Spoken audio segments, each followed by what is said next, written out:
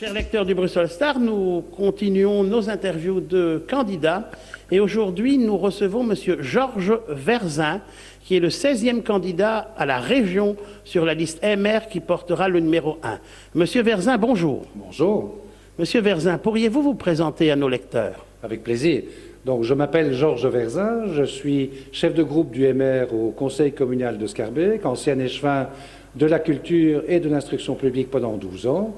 Je suis licencié en sciences politiques, diplomatiques et administratives de l'ULB et j'ai un parcours professionnel déjà bien chargé puisque j'étais fonctionnaire au ministère des Finances, j'étais consultant, je suis toujours d'ailleurs consultant indépendant pour un important groupe d'assurance, j'ai été directeur national de l'œuvre belge du cancer et j'ai fait quelques cabinets ministériels pour égayer effectivement mon parcours.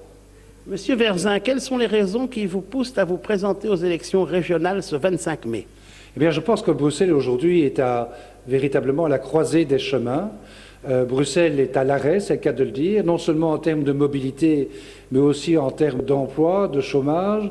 Cette ville est sous la coupe, je pense, d'un parti socialiste qui est complètement sclérosé, avec des accessoires écolo et CDH, qui contribuent malheureusement largement au blocage total et intégral de la ville. Alors aujourd'hui, il y a urgence pour débloquer Bruxelles, pour redonner de l'espoir aux 120 000 chômeurs qui sont sans emploi. Et donc le MR arrive à heure et à temps pour donner une nouvelle chance, un nouveau souffle à Bruxelles, tant en matière de formation, d'enseignement, de vivre ensemble, de mobilité et de cicatrisation de la ville qui aujourd'hui n'est plus qu'un immense chantier interminable. Vous vivez dans une commune qui est Schaerbeek, où vous avez fait toute votre carrière politique. Est-ce que cet engagement à Schaerbeek vous a amené toute une série de réflexions pour vous présenter à l'échelon régional? Mais absolument, puisque Schaerbeek est effectivement la deuxième commune la plus peuplée de Bruxelles, avec plus de 130 000 habitants, et donc passer à l'échelon régional ne fait que changer d'échelle quelque part. Et donc les défis sociaux que j'ai rencontrés à Schaerbeek dans ma vie d'échevin, évidemment, sont les mêmes défis que rencontre aujourd'hui Bruxelles. Je vous dis, aujourd'hui, une large majorité de chômeurs n'ont pas de diplôme d'humanité secondaire supérieure, sont malheureusement unilingues, et donc l'urgence est d'injecter aujourd'hui plus de 30 millions par an dans la formation pour atteindre l'objectif que s'est fixé le MR, c'est-à-dire mettre 50 000 demandeurs d'emploi à l'emploi dans les 5 années à venir. Et en même temps, c'est très bien de travailler sur ceux qui aujourd'hui n'ont pas d'emploi, mais comment faire pour faire échapper les générations futures à ce problème du chômage? Eh bien, évidemment, par l'éducation. Et le grand leitmotiv que je défends depuis plus de 15 ans maintenant, c'est de dire qu'il faut faire échapper les enfants au hasard du lieu de naissance, au hasard du statut social de leurs parents. Et donc, le libéralisme, c'est vraiment émanciper les jeunes en leur donnant une chance égale d'avoir un emploi, d'avoir un diplôme. Et donc je propose que dans toutes les parties de la ville qui sont marquées par la fracture sociale, on puisse effectivement dédoubler les classes primaires, de la 3e maternelle jusqu'à la 6e primaire, pour faire ce qu'on appelle de la remédiation immédiate. Et que les enfants qui quittent l'enseignement primaire puissent effectivement lire, écrire, calculer convenablement lorsqu'ils auront leur certificat d'études de base. Parce que s'ils n'ont pas, après ce ne sera qu'une lente échéance et jamais ils n'auront un vrai diplôme, jamais ils n'auront donc un véritable emploi.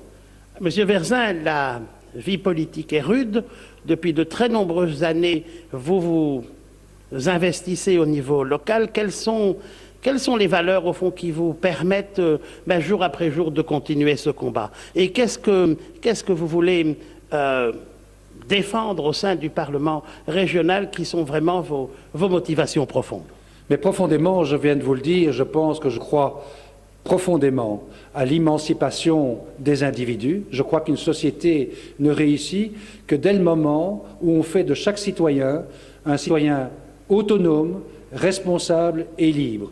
Et ce ne sont pas que des mots, je crois qu'il faut aussi nourrir dès le plus jeune âge les enfants de ce concept de citoyenneté active, faire en sorte qu'ils soient conscients, qu'ils posent des choix conscients. Et pour ça, ils doivent s'ouvrir sur le monde, sortir de leur milieu social. Et donc, la culture, par exemple, est un élément central pour effectivement avoir ce regard sur le monde, et c'est un véritable outil de cohésion sociale. C'est pour ça que pendant 12 ans, je me suis battu pour que, par la culture, le regard des gens sur le monde, sur l'autre, sur la différence de l'autre, puisse effectivement être nourri, et donc que les gens deviennent plus ouverts à l'autre, plus compréhensifs du monde dans lequel ils vivent, et donc, par définition, plus citoyens. Mais ceci n'est que la première partie, parce que pour vivre ensemble, il ne faut pas évidemment que toutes les cultures vivent de manière juxtaposée les unes à côté des autres.